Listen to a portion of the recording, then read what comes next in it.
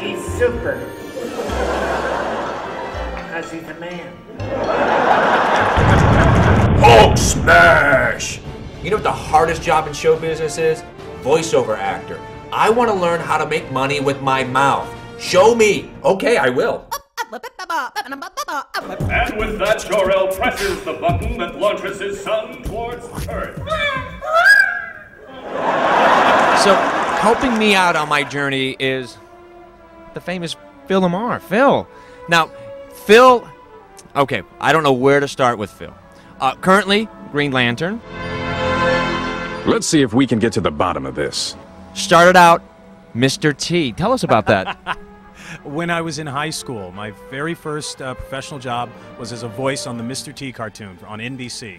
It was a time when Mr. T was hotter than hot, and it just made sense for him to have a cartoon where he was the coach of a gymnastics team traveling the world solving mysteries. Cut it like a knife through butter. He made our team, didn't he? Yeah, like a knife through butter. He made our team. I am here with Chris Yost. And Chris, what do you do? I am a writer. I wrote Hulk vs. Wolverine with co-writer Craig Kyle. What the hell happened?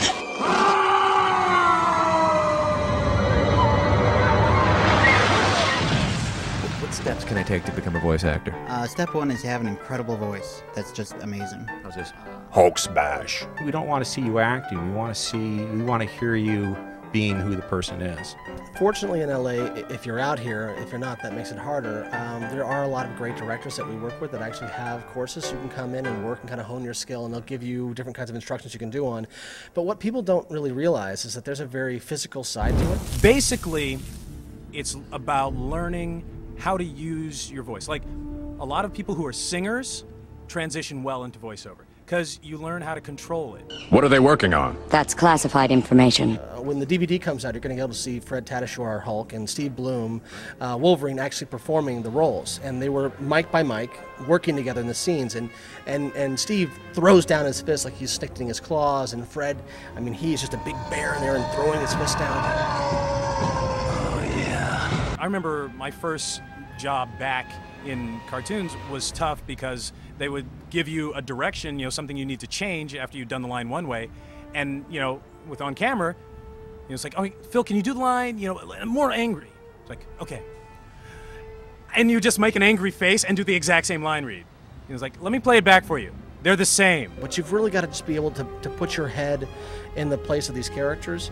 And what makes it a success for us is it's not about getting a name necessarily. It's about finding someone that can bring this character to life. I wanted to hear Wolverine. You better try better time, buddy. You better do this, guy. Not someone else. I want them to think about Hulk when they watch that scene, not someone else. Right. And the best that we work with do that for us. Don't just look angry. Don't just be angry. You have to sound angry. What are you hacking off? Is it my torso? It is! My precious torso! And I think that's why a lot of people don't think voice acting is acting. Right. Because in a lot of ways you're indicating, which they tell you in real acting not to do. Should I start from taking iconic characters and doing them, or should I make my own characters? Yeah, absolutely. Do the movie, watch the movie, do all the lines, practice, practice, practice. Why do you think Hulk is gay? Because Hulk wears short pants and is green? And at the same time, you have to be an amazing actor, too. Where it's not just the voice that's not good enough. You got to be able to, really emote. Hulk! Yeah! Wolverine! Yeah!